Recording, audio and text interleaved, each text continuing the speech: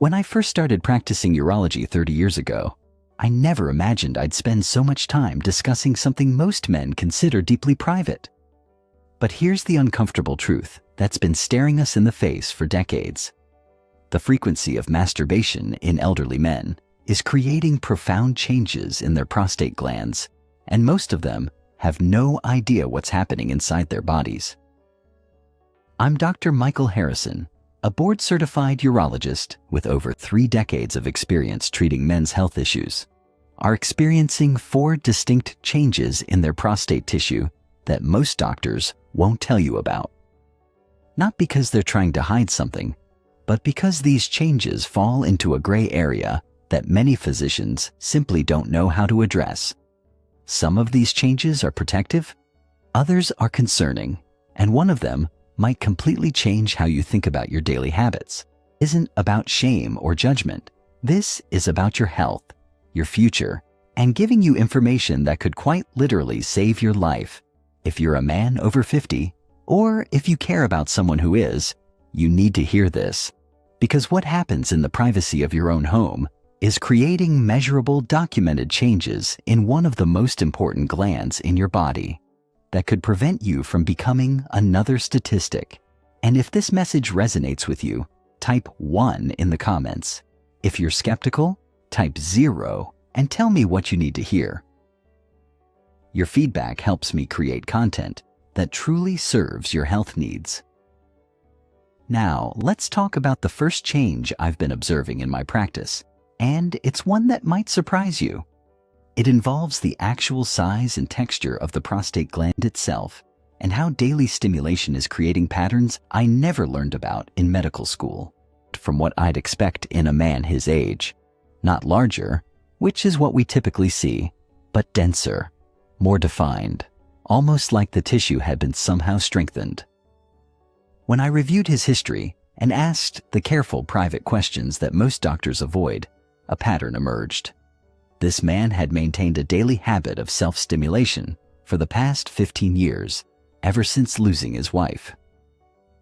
What I discovered through further testing was that his prostate showed characteristics I'd begun noticing in other patients with similar habits. Don't just get bigger, they get denser, more defined, better at performing their function. The prostate responds similarly to frequent stimulation. The smooth muscle fibers within the gland begin to strengthen and reorganize. The ductal system that carries prostatic fluid becomes more efficient. The blood vessels supplying the gland develop better circulation patterns. In essence, the prostate becomes more metabolically active, more responsive, and in many cases, more resistant to the kind of stagnation that leads to problems. Patterns can affect how medications work. And the changes in prostatic fluid production can influence everything from urinary function to sexual health. It likely comes with age. Their prostatic fluid shows different chemical compositions. Their urinary flow rates often remain more stable over time, most men 20 years younger.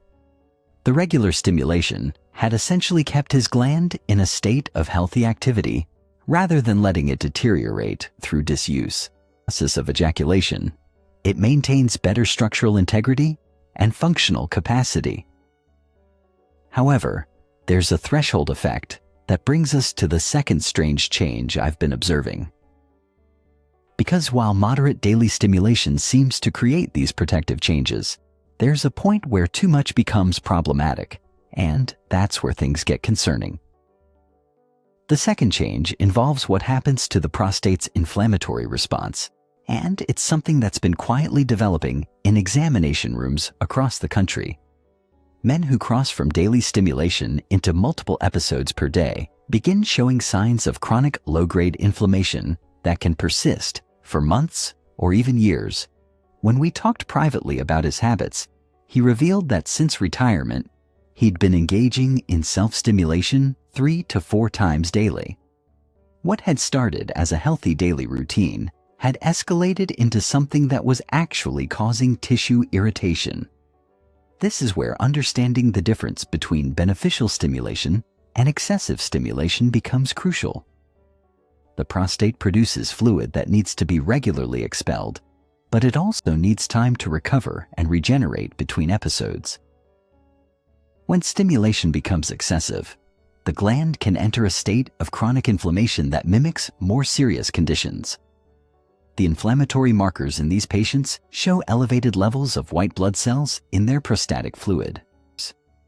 That's because the inflammation isn't from bacteria, it's from mechanical overstimulation when it comes to prostate health. This brings us to the third strange change, one that affects the chemical composition of prostatic fluid itself. And this change has implications that extend far beyond just prostate health. It affects everything from urinary function to sexual performance to overall quality of life, protective enzymes, different pH levels, and different bacterial resistance factors compared to men who don't.